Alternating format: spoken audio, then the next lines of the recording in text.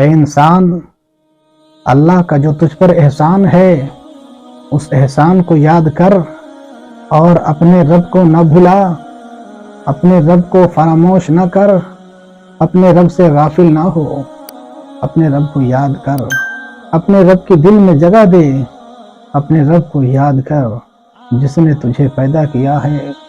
اس سے منہ موڑ کر تو دوسرے کی عبادت کرتا ہے۔ جس نے تجھے پیدا کیا ہے اس سے پھر کر معبودان باطل کی پرستش کرتا ہے۔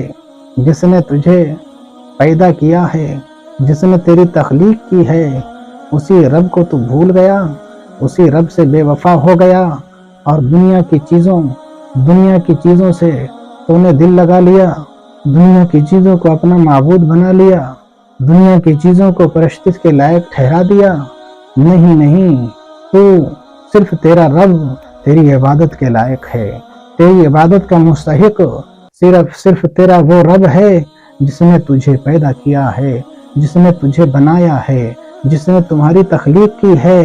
اے انسان، اپنے رب کو فراموش نہ کر، اپنے رب کو یاد کر، اپنے رب سے غافل نہ ہو، اس لیے کہ وہ بڑا ستار ہے، وہ بڑا غفار ہے۔ اگر تو نے گناہ کر دیے ہیں، تو نے کفر کیا ہے، اگر تو کافر ہے، تو مشرک ہے، تو کسی بھی مذہب کا ماننے والا ہے، تو ابھی وقت ہے، رب کی بارگاہ میں آ جا، رب کی بارگاہ میں توبہ کر، تیری توبہ رب تعالیٰ قبول فرمائے گا۔ رب تبارک و تعالیٰ بڑا غفار ہے۔ معزز سامعین کرام، حضرت موسیٰ علیہ السلام کوہ طور پر گئے، مولا بارش نہیں ہو رہی ہے، مولا قحط سالی ہو گئی، مولا لوگ بھوکے مر رہے ہیں، بارش نازل فرما دے۔ اللہ تعالیٰ نے حضرت موسیٰ علیہ السلام سے فرمایا، اے موسیٰ، تمہاری قوم میں ایک شخص ہے جس نے 40 سالوں تک صرف میری نافرمانیاں کی ہے، اس نے میری بارگاہ میں اب تک سجدہ نہیں کیا، وہ صرف گناہ ہی کرتا رہا۔ اس کے گناہوں کی نحوست کی وجہ سے، اس کے گناہوں کی وجہ سے میں نے بارش کو روک دیا ہے۔ معزز سامعین کرام، میرا رب دیکھیے کتنا غفار ہے، کتنا رحیم اور مہربان ہے۔ میرا رب تعالیٰ فرماتا ہے، اسی کے گناہوں کی نحوست کی وجہ سے میں نے بارش روک دی ہے۔ اب آگے دیکھیے میرے رب کی مہربانی۔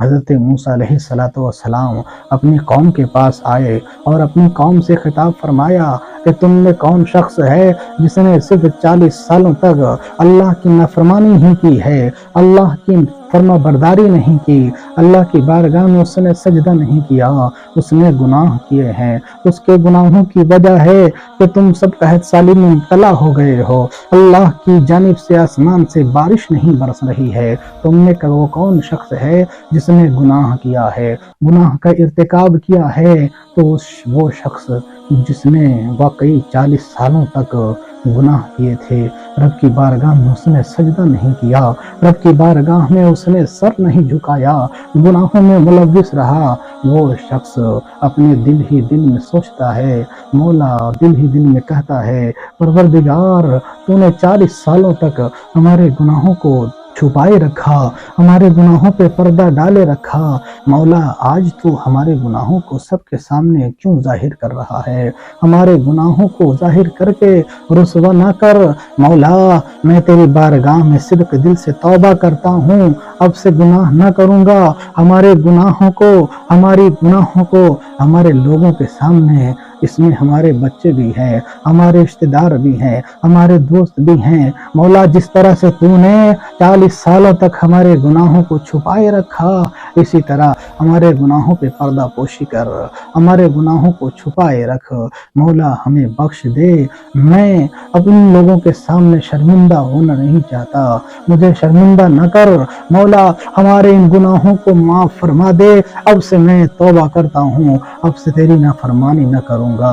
اللہ کی بارگاہ میں اس کی یہ توبہ پسند آتی ہے، اس کی یہ توبہ قبول ہو جاتی ہے۔ رب تبارک و تعالی اپنے اس بندے کی توبہ کو قبول فرماتا ہے اور فوراً جھم آسمان سے بارش برسنے لگتی ہے۔ حضرت موسیٰ علیہ السلام آپ دیکھتے ہیں تعجب میں پڑ جاتے ہیں، ارے یہ بندہ تو گنہگار تھا، اس نے اپنے گناہوں کو ظاہر بھی نہیں کیا، گناہوں سے توبہ بھی نہیں کی ہے، है और बारिश बरस गई। रब ने तो फरमाया था एक बंदा गुनहगार है, उसके गुनाह की वजह से बारिश रोक दी गई है। मौला ताला ने बारिश बरसा दी है। अभी किसी ने अपने गुनाहों का इजहार भी नहीं किया, अपने गुनाहों को जाहिर नहीं किया है, वो गुनहगार सामने तक नहीं आया और झमाझम बारिश होने लगी। हज़रत मूसा अलैहिस्सलाम तूर पहाड़ पर गए, रब की बारगाह में अर्ज किया, मौला तूने तो फरमाया था कि गुनहगार वो बंदा है, वो गुनहगार बंदा है जिसके गुनाहों से बारिश मैंने रोक दी है। मौला वो तो जाहिर नहीं हुआ, वो तो सामने नहीं आया, अभी उसने अपने गुनाहों का तो इकरार भी नहीं किया। मौला तूने बारिश बरसा दी है। तो अल्लाह ताला ने फरमाया, ऐ मूसा, जिस तरह से उसके गुनाहों की वजह से, उसकी गुनाहों के सबब मैंने बारिश रोक दी थी, उसने आज मेरी बारगाह में गिड़गिड़ा कर तौबा किया है, मैंने उसकी तौबा की वजह से उसी के सबब बारिश भी नाजिल फरमा दी है, बारिश भी नाजिल कर दी। ये मेरे रब का करम है, ये मेरे रब का फजल है, ये मेरे रब की बख्शिश है, ये मेरे रब की मेहरबानी है, ये मेरे रब की रहमतें हैं अपने बंदों पर कि जब बंदा रब से लौ लगाता है, रब की बारगाह में सजदा रेज होता है, रब से अपने गुनाहों की मगफिरत तलब करता है, तो अल्लाह तबारक व तआला बंदों को माफ़ फरमा देता है। और माफ़ ही नहीं फरमाता बल्कि उन्हें बेशुमार इनाम इकराम से नवाजता है और उन्हें फजीलतें अता फरमाता है।